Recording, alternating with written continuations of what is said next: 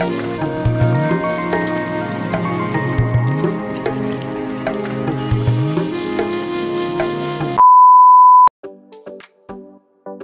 Everyone, welcome back to my channel Linki বা সুপ্রিয়। তো তোমরা সবাই কেমন আছো? আশা করি সবাই খুব ভালো আছে আর আমরাও খুব ভালো আছি। তো দীঘাতে আজকে হচ্ছে সেকেন্ড দিন। ফার্স্ট দিন আমরা কি ঘুরেছি তোমরা তো সেটা পার্ট 1-এ দেখেছো। তো এখনও যারা দেখোনি তারা প্লিজ আমার চ্যানেলে গিয়ে পার্ট 1টা দেখে নাও, নাহলে পার্ট 2টা তোমরা কিছুই বুঝতে পারবে না। তো সেকেন্ড দিন আজকে আমরা মোহনা, তারপরে উদয়পুর, শঙ্করপুর যে আশেপাশে যে জায়গাগুলো আছে ঘোরার সেগুলোই ঘুরবো। তার জন্য এখানে দেখতে পাচ্ছি হোটেলে ওয়েট করছি, কারণ এখানে আমাদের গাড়ি আসার কথা, এখান থেকে আমাদেরকে রিসিভ করবে। তো এখানে আমরা হোটেলে ওয়েট করছি। তো এখন বাজে সকাল 6টা মতো। আমরা 5:30 নাগাদ উঠেছিলাম ঘুম থেকে। তো 6টার মধ্যে রেডি হয়ে বেরিয়ে গেছি। তো যেহেতু সকালবেলা, তো ও বললো দেখো সামনের দিকে চায়ের দোকান আছে, তো চলো। তো গাড়িটা এখন আসেনি, তো চলো আমরা এখানে বসে একটু চা খাওয়া যাক। তার জন্য সামনে চলে এলাম, দোকান আছে চায়, তো এখানে চাটা খেয়ে নিই, তারপরে বেরিয়ে যাব। তো আমরা যেহেতু ওল্ড দীঘার একদম বিচের পাশেই ছিলাম, তো দেখো আশেপাশে চারিদিকে যেদিকেই দেখবে তোমরা চারিদিকে হোটেলই দেখতে পাবে, শুধু হোটেল আর হোটেল। তো আমরা নিয়ারেস্ট নিয়েছিলাম দীঘার পাশে একদম হোটেল। তো আমাদেরকে বেশি হেঁটেও যেতে হচ্ছিল না, পাশেই। তার জন্য টোটোটাও বললো এখানেই চলে আসবে আমাদের রিসিভ করতে, কারণ হাঁটা পথ বেশি না, পাশেই হচ্ছে ওল্ড দীঘা। তো চলো চাটা খেয়ে নিই, দিয়ে বেরিয়ে পড়বো ফার্স্ট মোহনার উদ্দেশ্যে, কারণ এখন বাজে সকাল 6টা। তো সকাল সকাল মোহনাটাই দেখতে ভালো লাগবে, সানরাইজ দেখতে পাওয়া যাবে, তাই বলছিল সবাই। তো দেখা যাক, চলো বেরিয়ে পড়ি। তো এই যে দীঘার পাশাপাশি যতদূর যাচ্ছি পুরোটাই দীঘার বিচের পাশাপাশি, হেঁটে যাওয়া যায়। তো মোহনাটা একটু দূরে আছে। তো আমরা যেহেতু মোহনা, উদয়পুর, শঙ্করপুর আরও আশেপাশে মন্দির যা আছে সবগুলোই ঘুরবো, ওর জন্য টোটোটা রিজার্ভই করে নিয়েছিলাম।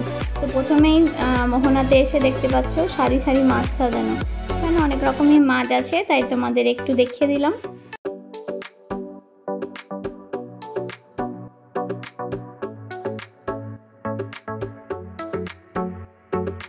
তো চলো আগে মোহনাটা ঘুরে আসি।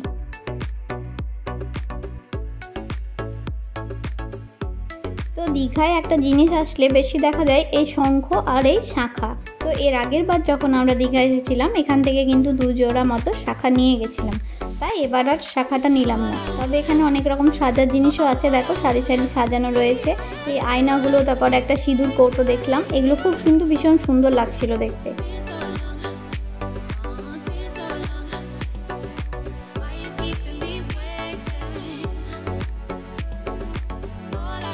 অতি সকালবেলা এই যে দীঘার পাড়ে যে হাওয়াটা দিচ্ছে না, অসম্ভব সুন্দর লাগছিল হাঁটতে দীঘার পাড়ে।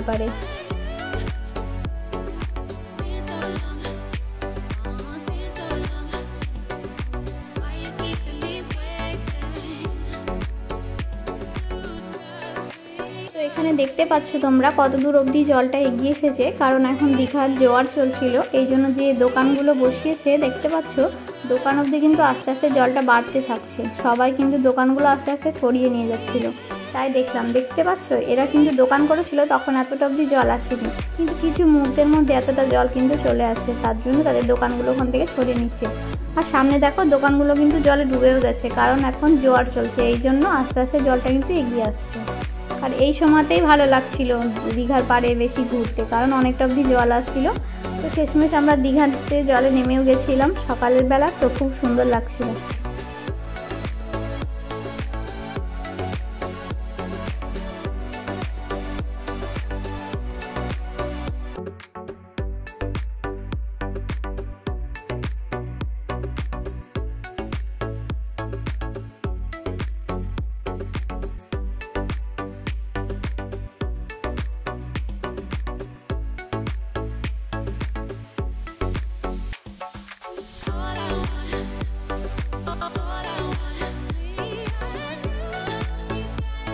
শেষমেশ জুতো খুলে এবার কিন্তু দীঘার জলে দুজনে নেমে পড়লাম। অনেকক্ষণ ধরে ওয়েট করছিলাম কখন নামবো। তো শেষমেশ চলো দীঘার সামনে থেকে গিয়ে পা ডুবিয়ে দীঘার হাওয়া খাওয়ার মজাই আলাদা। তো চলো সামনের দিকে একটু এগিয়ে যাই।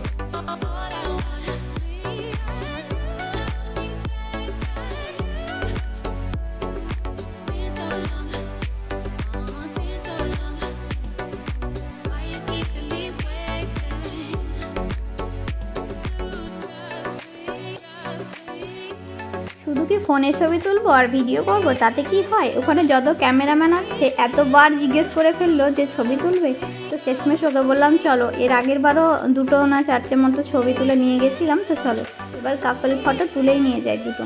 তো শেষমেশ আমরা 6 কপি মতো ছবিও তুলেছি, তারপর অনেক এনজয় করেছি। সকালবেলা মোহনাতে আসার ইচ্ছে ছিল খুব, তো শেষমেশ আসতেও পেরেছি, খুব সকাল সকাল এসেছিলাম।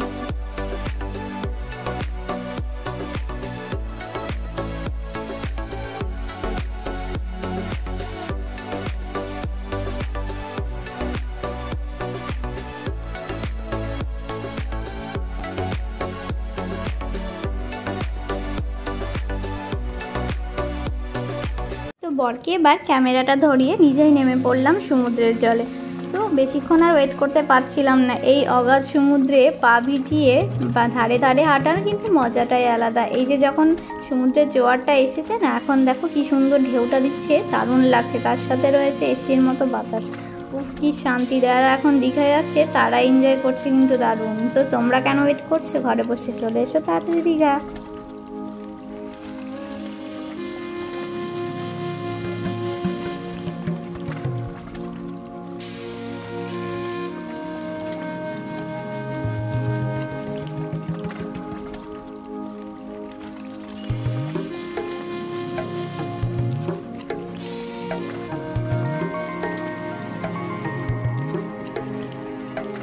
একটা ঢেউ যখন আছড়ে এসে পড়ে, তার সাথে যে কতগুলো ফেনা তৈরি হচ্ছে দেখো, কি অসম্ভব সুন্দর লাগছে, পুরো সাদা সাদা। এই দীঘার মোহনায় কি কি মাছ পাওয়া যাচ্ছে চলো বাকিটা তোমাদের ঘুরিয়ে দেখায়।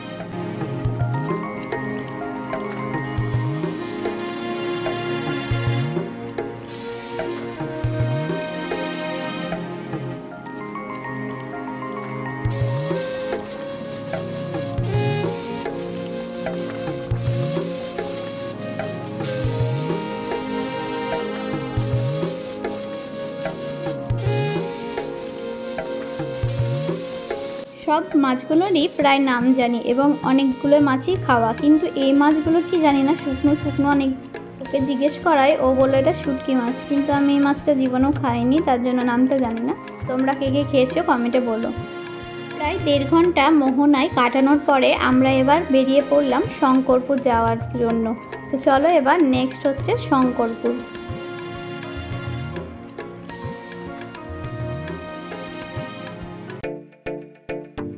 তো এই হচ্ছে দীঘার শঙ্করপুর। এখানে অনেকটা পার্কের মতো বেশ সুন্দরভাবে সাজানো রয়েছে। এর আগে দীঘা এসেছিলাম, তখন উদয়পুরটা ঘুরলেও শঙ্করপুরটা ঘোরা হয়নি, এই জন্য নেক্সট চলে এলাম শঙ্করপুর ঘুরতে। তো চলো তোমরা আমাদের সাথে একটু ঘুরে নাও।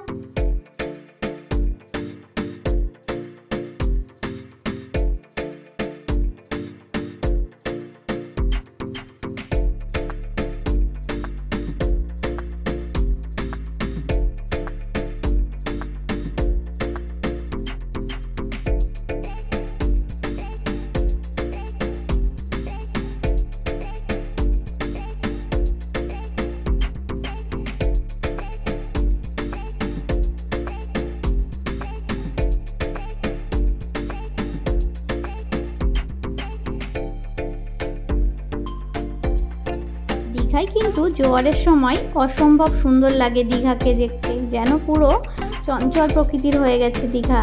তো শঙ্করপুর আমরা ঘুরে বেরিয়ে পড়েছি নেক্সট নাইকালী মাতার মন্দির উদ্দেশ্যে। তো আসার সময় দেখতে পাচ্ছি সারি সারি জাহাজ রাখা। এই জাহাজগুলোর ব্যাপারে আমাদের টোটো দাদার কাছ থেকেই শুনলাম। এই জাহাজগুলো যখন মাছ ধরার জন্য যায়, প্রায় 15-20 বা 1 মাসের জন্য তারা জাহাজে জলে নেমে পড়ে মাছ ধরার জন্য।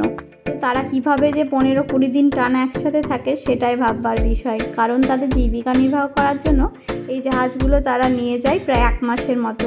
তো সেটাও দেখা সৌভাগ্য হয়ে গেল এই জাহাজগুলো। তো এই ব্রিজটা পার হলেই, শঙ্করপুরের এই ব্রিজটা পার হলেই আমরা পৌঁছে যাব নাইকালী মাতার মন্দিরে। তো তোমরা দেখতে পাচ্ছ কিনা জানি না, বাম দিকে দেখো হলুদ বর্ডার করা আছে, ওটাই হচ্ছে নাইকালী মাতার মন্দির। চলো এবার নেক্সট ওখানে যাওয়া যাক।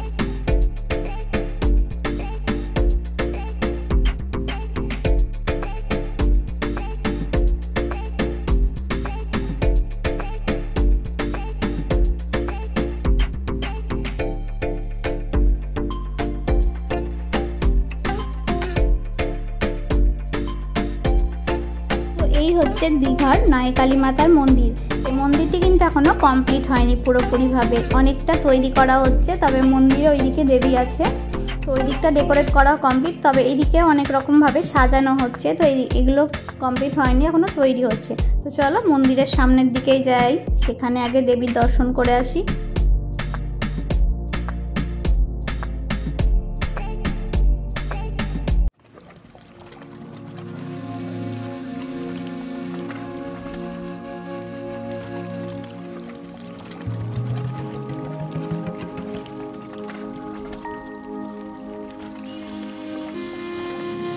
তো এর আগের বার যখন আমরা দীঘা এসেছিলাম তখন কিন্তু এই মন্দিরটা আসা হয়নি, তার এই মন্দিরের কথা আমরা শুনেই কিন্তু এই মন্দিরে চলে এসেছি। দেখ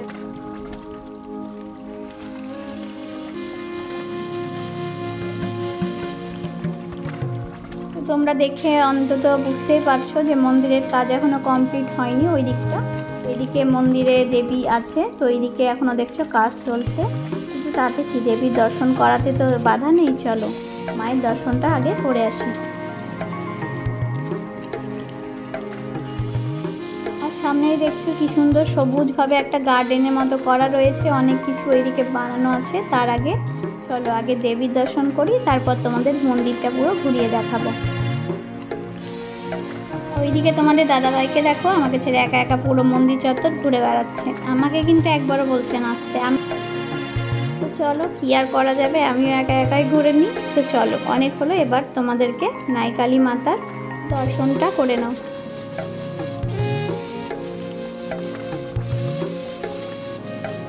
তো বুঝতেই পারছো সকাল 6টায় সে বেরিয়েছি। তো এখানে জয় নাইকালী মাতার মন্দিরের ঠিক তরফ থেকেই এখানে টিফিন সেন্টার আছে, তো এখানে বসে তোমরা খাওয়া দাওয়ার খেতেই পারো, ব্রেকফাস্ট করতেই পারো। তো এখানে কি সুন্দর দেখো, মন্দির দেখতে দেখতে কি সুন্দর আমাদের এখানে খাওয়া হয়ে গেল। তো এখানে সব কিছু নিরামিষ পাওয়া যায়, তো আমরা এখান থেকেই টিফিনটা করে নিলাম, কারণ অনেকটা বেলা হয়ে গেছিলো। আর এদিকে দেখতে পাচ্ছ পার্কের মতো খুব সুন্দরভাবে সাজানো রয়েছে, এদিকে দোলনা রয়েছে, তো বেশ খুব ভালোই লাগলো চারিপাশটা। তো চলো এবার নেক্সট এদিকে যাওয়া যাক।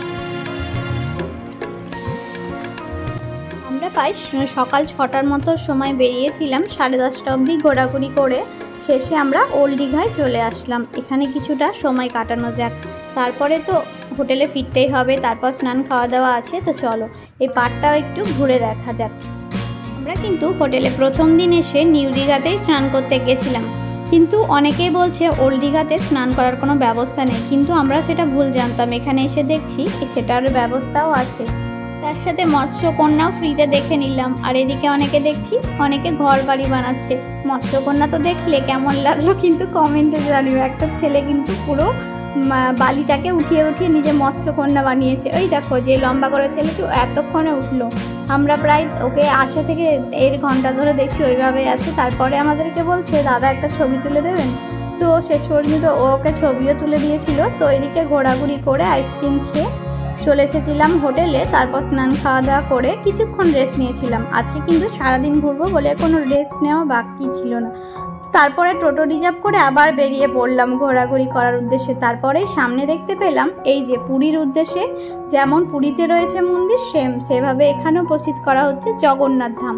তো আমরা এর আগে যখন এসেছিলাম এতটা অবধি কাজ সেরকম হয়নি বা ছিল না, এরপরে এসে দেখছি মন্দিরটা বেশ অনেকটাই হয়ে গেছে 2 বছরে। প্রায় পুরীতে যারা যারা গেছো তারা হয়তো জানো জগন্নাথ ধাম বলে আছে, সেটাই করা হয়েছে। তো এই জায়গাটা দেখতে পাচ্ছ যে জাহাজের মতো করেছে, এই জায়গাটা কিন্তু এর আগের বার যখন ঘুরতে এসেছিলাম তার কিছু স্মৃতি মনে পড়ে গেল জায়গাটা দেখে। আকাশে দেখো মেঘ জমেছে, এরকম একটা মনোরম পরিবেশ, আহা কি দারুণ লাগছে। আর এদিকে দেখো সন্ধেবেলা ঠিক আগের মুহূর্ত, সত্যি এই বেলাটাই ঘুরতে কিন্তু দারুণ লাগে, দারুণ। তো ঢেউসাগরের আগের দিন এসেছিলাম, তখন অনেকটা রাত্রি হয়ে গেছিলো, 7-8টা মতো। তো আজকে ঠিক করেছি বিকেলে আসবো, তো 5টা মতো বাজে, তো ঠিকই আছে, সময়টা অতটা সন্দেহ হয়নি। তো আকাশে দেখতে পাচ্ছ মেঘ, তার সাথে এইদিকে সমুদ্রের হাওয়া, আর তার সাথে রয়েছে ঢেউসাগর। তো চলো আজকে দিনের বেলা তো একটু ঘুরিয়ে দেখায়। অনেকটা ঝাউবনের মতো রয়েছে, সেগুলো রাত্রিবেলা সেজন্য যেতে পারিনি আগের দিন। তো এই দিকটা দেখো, তোমাদের দেখায় দিনের বেলা কি অপূর্ব লাগছে।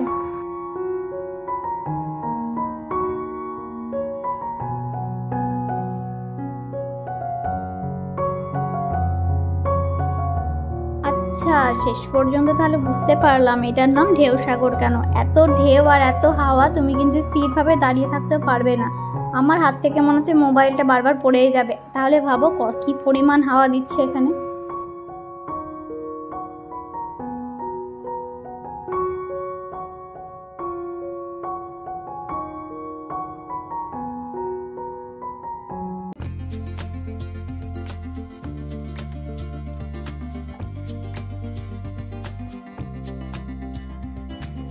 আমার তো মনে হয় দীঘার ঢেউ দেখতে হলে অবশ্যই তোমাদের একবার ঢেউ সাগরে আসতেই হবে। আর এদিকে দেখো অনেকগুলো ছেলে মিলে সব ক্যামেরা নিয়ে এসেছে, অনেক কিছু শ্যুট করছে ভিডিও। তো এদিকে ওরা ক্যামেরা নিয়ে অনেক কিছু ফটো শ্যুট করছে হয়তো।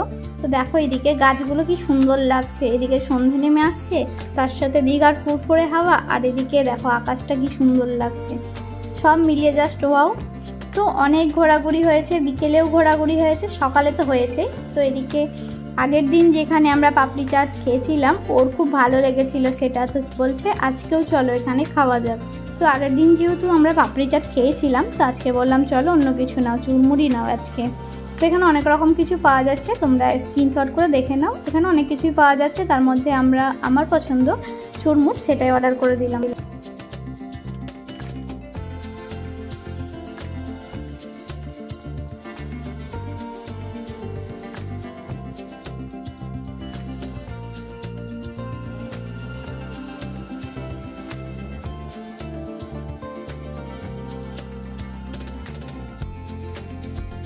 তো চলো আমাদের চুরমুর কিন্তু আমরা হাতে পেয়ে গেছি, তো খাওয়া যাক। এই দীঘার পাড়ে বসে সমুদ্রের হাওয়া খেতে খেতে চুরমুরটা তাড়াতাড়ি খেয়ে ফেলি চলো।